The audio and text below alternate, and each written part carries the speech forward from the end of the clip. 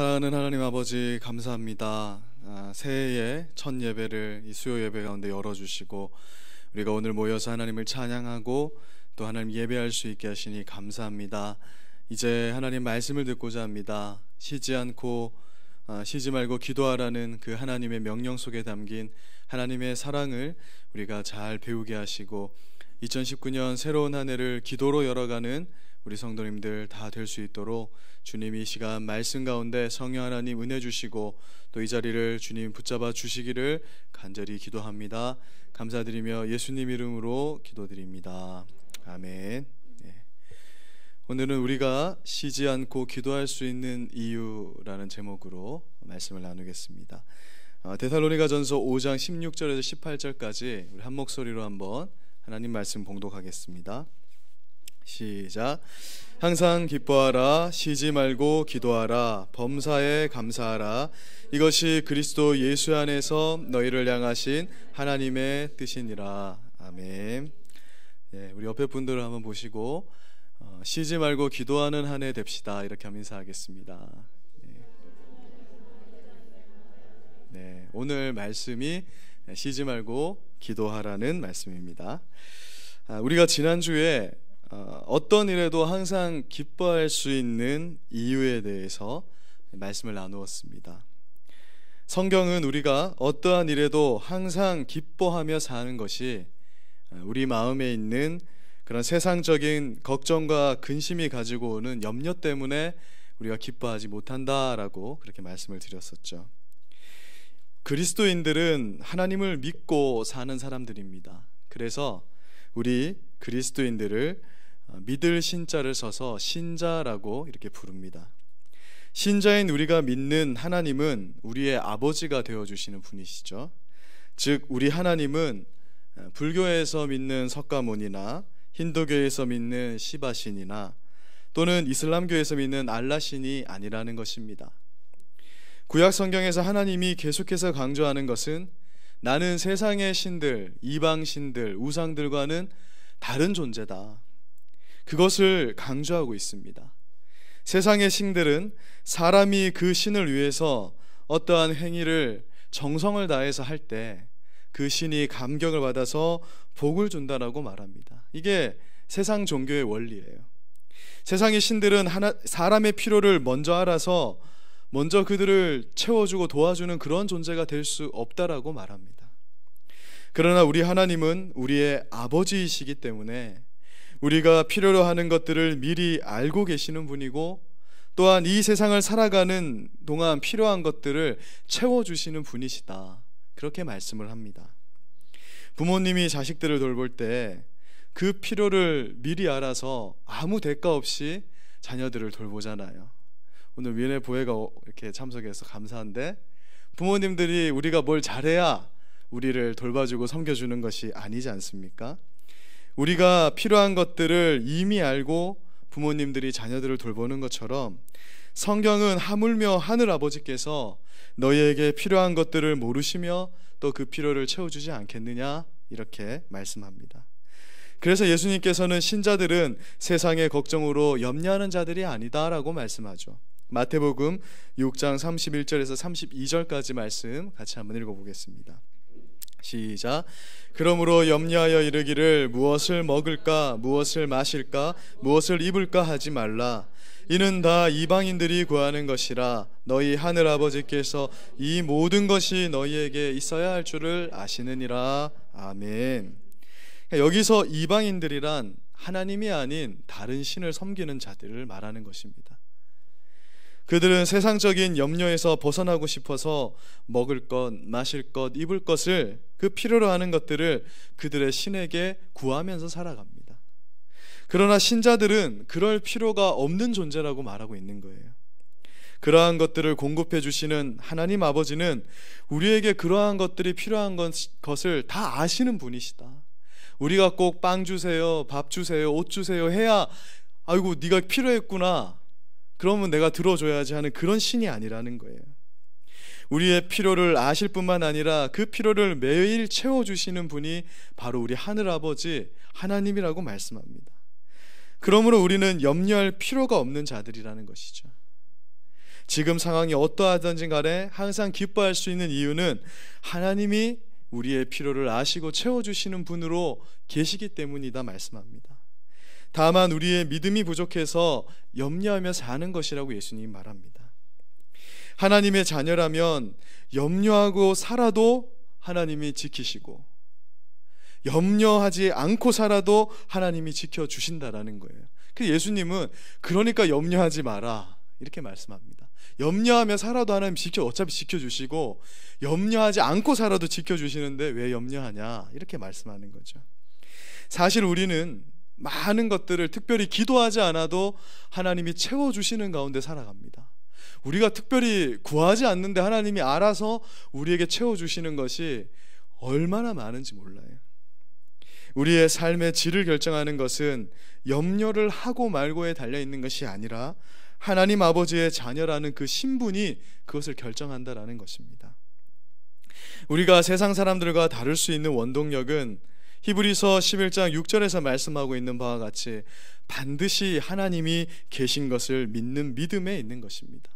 나를 지키시는 그 하나님이 반드시 계시다라는 믿음이 있는 자들, 그 믿음이 있는 자들은 현재의 상황과 상관없이 염려하지 않고 항상 기뻐할 수 있는 것이죠. 데살로니가전서 5장 17절, 곧 오늘 말씀의 주제인 이 쉬지 말고 기도할 수 있는 이유 역시 하나님에 대한 믿음이 전제되어야만 가능한 것이라는 거예요. 지난주에도 말씀드렸는데 항상 기뻐하고 범사에 감사하는 것까지는 우리가 어떻게 해볼 수 있을 것 같습니다. 그러니까 사람이 막 의지적으로 할 수 있을 것 같은데, 이 쉬지 말고 기도하라는 이 명령의 말씀은 정말 우리를 힘들게 만드는 것 같아요. 우리가 아무리 노력한다고 그렇게 애쓴다고 한들 쉬지 말고 기도하는 것이 가능한 일인가? 오늘 옆에 분에게 좀 실례하지만 오늘 하루에 몇 분이나 기도하셨는지 한번 여쭤보십시오. 여러분 많이 못하셨을 거예요. 근데 쉬지 말고 기도하라니, 우리가 자칫 잘못 생각하면 이 말씀은 밥도 먹지 말고 놀지도 말고 잠도 자지 말고 하루 24시간 늘 깨어서 기도하란 말인가? 하나님은 정말 야구준 분이구나, 이 명령을 누가 지킬 수 있는가, 이렇게 우리가 받아들일 수 있는 것이죠. 그래서 이 명령의 말씀이 큰 부담으로 다가오는 거예요. 아무리 기도가 좋은 것이라고 해도 쉬지 말고 기도할 수는 없는 것 아니겠습니까? 그래서 이것은 마치 인간을 괴롭게 하려고 주시는 그러한 명령이 아닌가, 우리가 이렇게 오해할 수 있는 것입니다. 예전에 그 나이지리아에서 치유 사역을 하시는 그 나이지리아 분이에요. 조수아 목사님이라는 분이, 제가 그 집회에도 참석하고 설교를 들은 적이 있는데, 그분이 성령님과 동행하려면 어떻게 해야 되냐면 사람과 대화도 하여튼 최대한 줄이고, 잠자는 시간 빼고는 마음속으로 밥 먹을 때도 계속해서 예수님은 나의 구주이십니다를 계속 반복하면서 떠올려야 된다라는 거예요.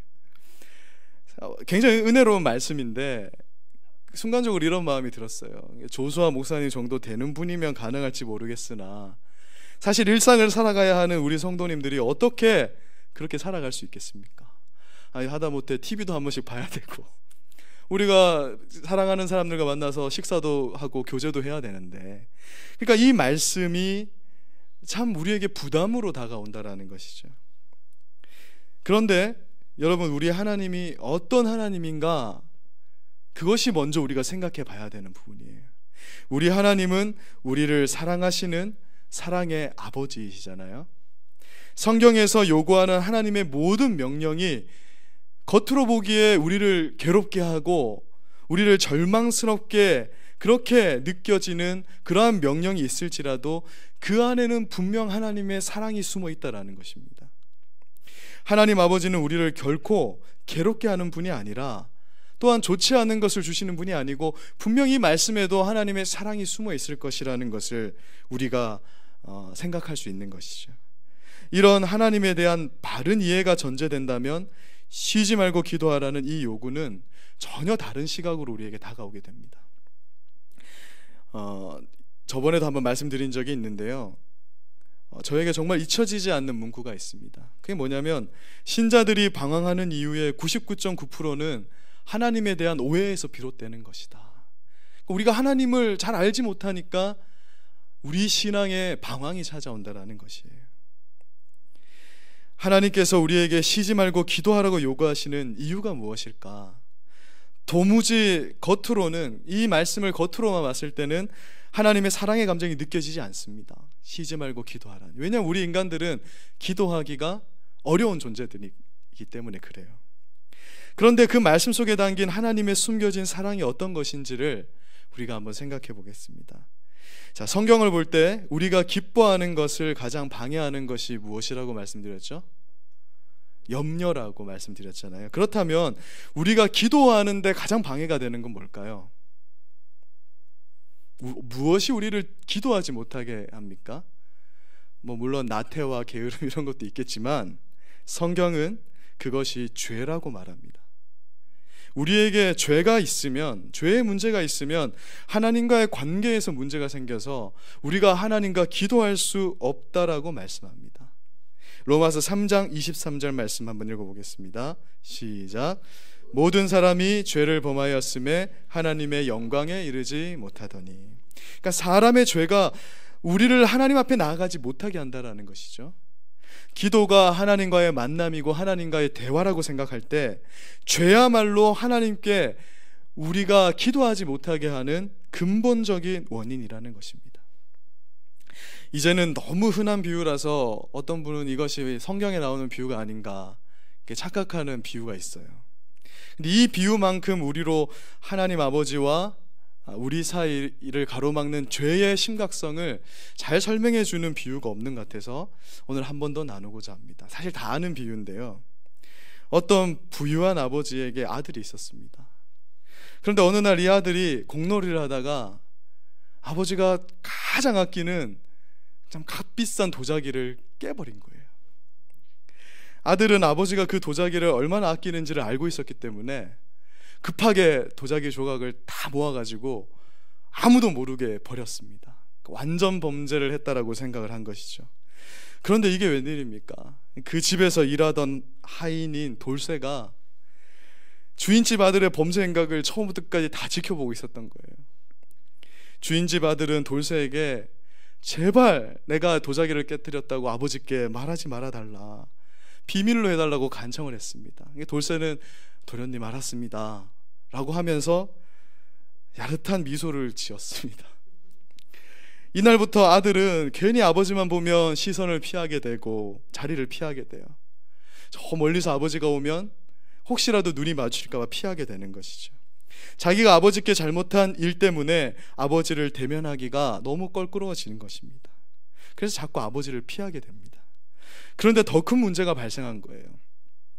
이 돌쇠 이놈이 마당을 쓸다가 하기 시작하는 겁니다. 그러면 처음에 아들은 돌쇠가 왜 이러나, 도대체 얘가 왜 이러나 이해를 하지 못하다가 이내 왜 헛기침을 하는지를 알게 됩니다. 아들은 돌쇠에게 찾아가서 돌쇠의 어깨를 주무르며 돌쇠야 많이 피곤하지? 마당은 내가 쓸 테니 너는 잠시 쉬어라, 이렇게 하는 거예요. 또 돌쇠가 설거지를 하고 있다가 아들이 지나가니까 하고 헛기침을 하는 겁니다. 그러면 또 가서 돌쇠야 설거지는 내가 할 테니 너는 잠시 같이 쉬어라. 이런 일이 반복되는 것이죠. 이게 무슨 말입니까? 아버지의 도자기를 깨뜨린 그 잘못으로 인해서 아버지와의 관계가 파괴되다 보니까 이 아들은 죄로부터의 자유를 잃어버린 것이죠. 그리고 돌쇠의 종노릇을 하게 된 것입니다. 신분은 이미 아버지의 아들로 바뀌게 되었는데 그 신분을 제대로 사용하지 못하고 죄의 종노릇을 하게 된 우리의 모습을 보여주는 것이죠. 여러분, 죄는 우리의 자녀의 신분을 망각하게 하고 아버지에게 우리로 나아가지 못하게 만듭니다. 그래서 다시금 예전으로 돌아가서 죄의 종노릇하게 만드는 거예요. 며칠을 돌쇠의 종노릇을 하다가 도저히 이렇게는 살 수 없다라고 아들은 생각하게 됩니다. 그래서 차라리 아버지에게 혼나고 말자라는 심정으로 아버지를 찾아가서 자기가 한 일에 대해서 자백했어요. 다 고백을 하고 나니까 놀라운 일이 벌어졌습니다. 자기를 혼낼 줄 알았던 아버지는 아들을 따뜻하게 안아주면서 그동안 얼마나 마음고생이 심했냐, 진작 말하질 그랬냐, 내가 가진 모든 것이 너의 것인데 무엇이 아까운 것이 있겠느냐, 그러니 이제 아무 걱정하지 말고 평안하여라 하고 위로해 주었다라는 이 훈훈한 비유 성경에 나오는 것이 아닙니다. 이제 아들이 다시 자유롭게 됐어요. 마당을 쓸던 돌쇠가 아무리 헛기침을 해도 그래 수고해라, 죄로부터 자유하게 된 것이죠. 여러분, 죄의 문제는 우리를 하나님 앞에 나아가지 못하게 합니다. 그래서 죄가 있으면 예배에 나오는 게 껄끄러워지는 거예요. 괜히 교회 나가기 싫어집니다. 하나님과의 대화하는 것이라고 할 수 있는 기도는 완전히 막혀버리게 돼요. 나중에는 목사님 얼굴, 집사님 얼굴, 장로님 얼굴, 성도님 얼굴도 못 보게 되는 그러한 상황까지 가게 되는 것이죠. 그것이 바로 죄의 권세입니다. 그런데 하나님께서 오늘 본문 말씀인 데살로니가전서 5장 17절을 통해서 우리에게 무엇을 명령하냐면, 그럼에도 불구하고 어떤 일에도 너는 내 앞에 나와서 기도해라, 나와 대화하자, 나와 사귐을 가지자, 이렇게 말하는 거예요. 여러분, 우리들 중에 단 한 사람이라도 일주일 동안 살면서 죄의 문제에서 자유로운 사람이 있습니까? 우리 이 사람 보면은 정말 일주일 동안 절대 죄를 안 지을 것 같은 사람이 가끔 교회에 계세요. 그런데 그분도 다 살펴보면요, 매 순간 얼마나 많은 죄의 문제에 시달리고 있는지 모릅니다. 그래서 이 죄의 문제를 가지고 하나님 앞에 부끄러워서 나갈 수가 없는데, 하나님은 지금 뭐라고 말씀하냐면 쉬지 말고 기도해라, 이렇게 말씀합니다. 마치 이 모습은 천지가 처음 창조되었을 때, 인간이 처음 죄를 지었을 때 아담과 하와가 하나님께서 먹지 말라고 한 그 선악을 알게 하는 나무의 열매를 따먹고 하나님을 피해 나무 뒤에 숨어 있는 장면을 연상시켜요. 아담과 하와는 죄 때문에 하나님 앞에 감히 나갈 수 없어서 숯불 사이에 숨어 있잖아요. 그런데 하나님께서는 아담아, 아담아, 내가 어디 있느냐 하면서 그들을 찾으시는 것입니다. 이 모습은 신약 성경에 오면 집 나간 아들을 변함없이 기다리는 아버지의 모습으로 나타나거든요. 탕자는 아버지가 싫다면서 집을 나갔는데, 그때부터 아버지는 매일매일 이 아들을 기다리는 거예요. 이 아들이 떠난 그곳을 바라보면서 아버지는 기다렸다라고 말합니다. 정작 탕자는 지금 자기가 범한 죄 때문에 감히 아버지께 가지 못해서 진짜 돼지를 치는, 그리고 돼지가 먹는 쥐염 열매를 먹는 그 지경에 갈 때까지 감히 아버지 앞에 갈 생각도 하지 못하는데, 그때에도 이 아버지는 아들이기 때문에 이 아들을 기다리는 거예요. 그리고 이 아들이 찾아오면 질책하는 것이 아니라 새로운 옷을 입히고 먹을 것을 주고 반지를 끼워서 아무 조건 없이 이 아들을 다시 받아들여 주시는 것입니다. 그것이 하나님 아버지의 우리를 향한 마음이라는 것이죠. 여러분, 쉬지 말고 기도하라는 말씀 속에 담긴 하나님의 사랑이 이제 무엇인지 아시겠죠? 이건 우리를 괴롭히려고, 야, 쉬지 말고 기도해라, 기도 안 하면 네 마음이 공격받는다, 뭐 이런 유의 말씀이 아닌 거예요. 너에게 어떠한 죄의 문제가 있더라도 너는 내게 나오너라. 너의 모든 죄의 문제를 독생자 예수가 이미 완전히 해결했으니 너는 언제라도 나에게 나오너라. 나는 365일 24시간 언제라도 네가 기도하면 듣는 아버지이니라 라는 말씀이 이 17절에 들어있는 거예요. 제가 해석을 잘했죠.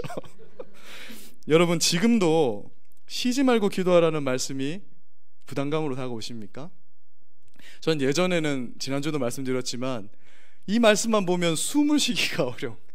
어떻게 저 말씀을 지킬 수 있을까? 그런데 이 신앙의 원리를 알고 나서는 이 말씀을 들을 때마다 하나님의 사랑이 리얼하게 다가오는 거예요. 우리가 어떠한 모습이라도 언제라도 우리 하나님은 우리를 만날 준비를 하고 계신다. 그리하여 시편 121편 3, 4절은 다음과 같이 말씀합니다. 우리 같이 한번 3, 4절 읽어보겠습니다. 시작. 너를 지키시는 이가 졸지 아니하시리로다. 이스라엘을 지키시는 이는 졸지도 아니하시고 주무시지도 아니하시느니라. 아멘. 혹시 새벽 2시에 기도 제목이 생각났는데, 아이고 하나님도 주무셔야 되는데 지금 답답한 이 기도 제목은 내일 오전으로 좀 미루자, 이렇게 생각하는 분이 있습니까? 그런 분들은 걱정하지 마십시오.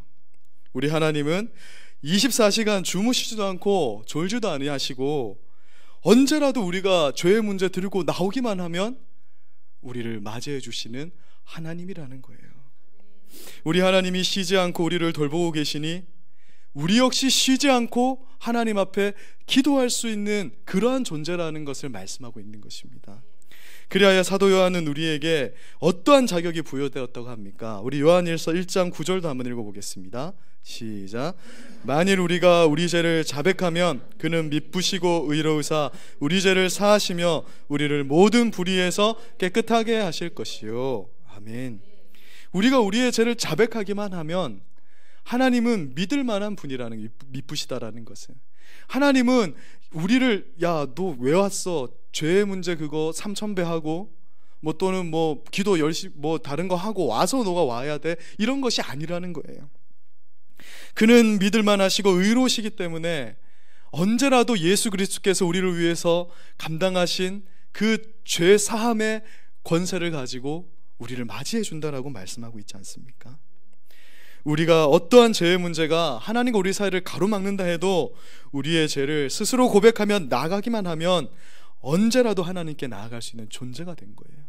왜냐하면 우리는 하나님의 자녀들이기 때문에 그렇습니다. 뭐 조금 혼날 때도 있죠. 그러나 부모님께 빨리 나아가서 그 문제를 해결해야 우리가 행복한 것 아니겠습니까? 우리가 하나님의 말씀을 알아가면 알아갈수록 우리가 그동안 얼마나 하나님을 오해하고 있었는가를 사실 알게 돼요. 하나님은 사랑이라 하는데 그 사랑을 우리가 말씀으로 잘 누리지를 못하니까 하나님 날 괴롭게 하는구나.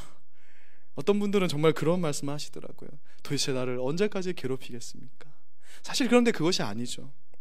우리가 하나님 앞에 나아가지 않았기 때문에 그 문제의 해결이 없다라는 것을 우리는 깨달아야 됩니다. 제가 누가복음 18장의 불의한 재판장의 비유를 말씀드리면서 오늘 말씀을 마무리하고자 하는데요, 이 18장 불의한 재판장의 비유를 보면 한 과부가 등장을 합니다. 그런데 이 과부가 원수에게 억울한 일을 당하게 된 거예요. 그런데 돈도 없고 아는 사람도 없다 보니까 이 원수를 풀 수 있는 방법이 없는 것입니다.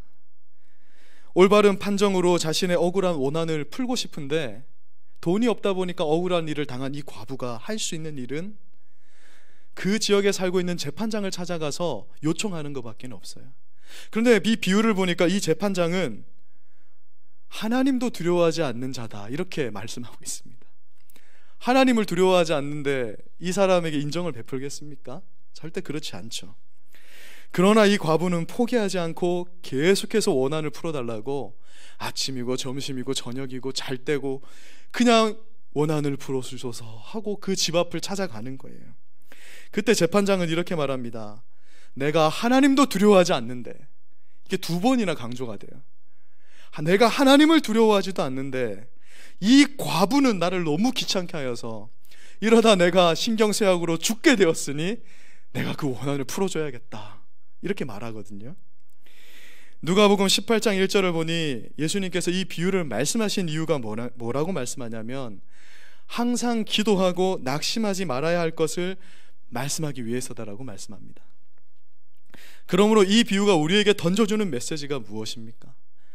과부가 불의한 재판장도 이렇게 신뢰하면서 낙심하지 않고 그 필요한 것을 강구할 때 그 문제가 해결되었는데, 하물며 우리를 위하여서 자신의 하나뿐인 아들도 아끼지 아니하고 내어주는 하나님께서 우리의 문제를 해결해 주지 않겠느냐.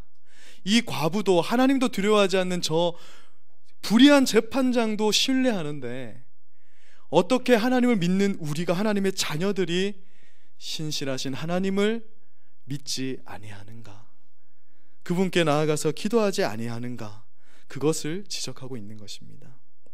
그래서 누가복음 18장 7절은 이렇게 말씀합니다. 같이 한번 읽어보겠습니다. 시작.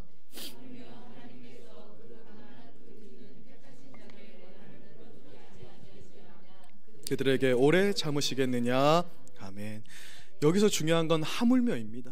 그러니까 하나님이 이 불의한 재판장처럼 우리가 하나님 좀 제발 내 기도 들어주세요 이렇게 막 매달려야 너희의 기도를 들어주는 존재다, 이렇게 불의한 재판장과 하나님을 지금 이렇게 대치하는 게 아니라 불의한 재판장도 이렇게 하는데 하물며가 중요한 거예요. 하물며 하나님이 너희의 필요와 너희가 간구하는 것을 모른 채 하겠느냐, 이렇게 말씀하는 겁니다. 사랑하는 여러분, 쉬지 말고 기도하라는 말씀 속에 담긴 이 하나님의 사랑의 감정을 오늘 딱 담고 가셨으면 좋겠어요. 하나님께서는 이사야 49장 15절에서 다음과 같이 말씀합니다. 여인이 어찌 그 젖먹는 자식을 잊겠으며 자기 태에서 난 아들을 긍휼히 여기지 아니하겠느냐. 그들이 혹시 잊을지라도 나는 너를 잊지 아니하리라. 우리 하나님이 이런 분이십니다. 그렇다면 이제 저와 여러분은 2019년을 맞이해서 다음에 두 가지를 한번 다짐했으면 좋겠어요. 제가 적어놨는데요, 첫째를 같이 한번 읽어보겠습니다. 시작. 나는 어떤 죄의 문제가 있더라도 하나님 앞에 나와서 나의 죄의 문제를 고백하며 기도하겠습니다. 자, 둘째도 읽겠습니다. 시작. 나는 어떤 염려가 있더라도 하나님께 기도할 때 내 기도에 응답하실 것을 믿고 항상 기뻐하겠습니다. 네. 24시간 깨어서 졸지도 아니하시고 주무시지도 아니하시면서 우리의 기도를 들어주시는 분이신 하나님께 이번 2019년 정말 기도함으로 나아가는 우리 모두가 되었으면 좋겠습니다. 우리가 정말 다른 것에서는 방법이 없잖아요. 그리고 하나님은 우리에게 그 문제 가지고 나와라, 죄의 문제든 삶의 문제든 가지고 나오기만 해라, 이렇게 말씀하시지 않습니까? 우리가 오늘 밤부터 이미 그런 기도를 시작하신 분들 계시겠지만 이 새로운 한 해 하나님, 풀 수 없는 이 문제, 나의 죄악의 문제, 나의 삶의 문제 주님께 가지고 와서 하나님께 기도함으로 그 기도로 승부하는 저와 여러분이 되기를 주님의 이름으로 소망합니다. 제가 기도하고 함께 기도하겠습니다. 사랑하는 하나님 아버지, 감사합니다. 오늘 우리에게 쉬지 말고 기도하는 그 명령 속에 담긴 하나님의 마음, 그 사랑을 저희가 깨닫게 하시니 감사합니다. 하나님은 어떠한 문제, 어떠한 상황 가운데에서도 너희가 부르짖고 나와서 애통할 곳이 있고 너희가 쏟아놓을 곳이 있다라고 말씀하십니다. 하나님께 언제라도 나와서 우리가 기도함으로 우리의 문제 해결을 받고 살아계신 하나님을 경험하면서 이 하나님을 전하면서 살아가는 우리 성도님들이 될 수 있게 주님 도와주시옵소서. 이미 우리의 필요를 아시는 하나님, 이미 우리를 도와주시고자 준비하고 계신 하나님, 오늘 밤 우리의 문제 들고 주님 앞에 나아갈 때 하나님 아버지 우리를 만나주시고 우리의 기도에 힘주시고 우리의 기도를 사용하셔서 하나님의 뜻을 이루시는 밤 되기를 간절히 소망합니다. 예수님의 이름으로 기도합니다. 아멘. 이 시간 우리 새로운 한 해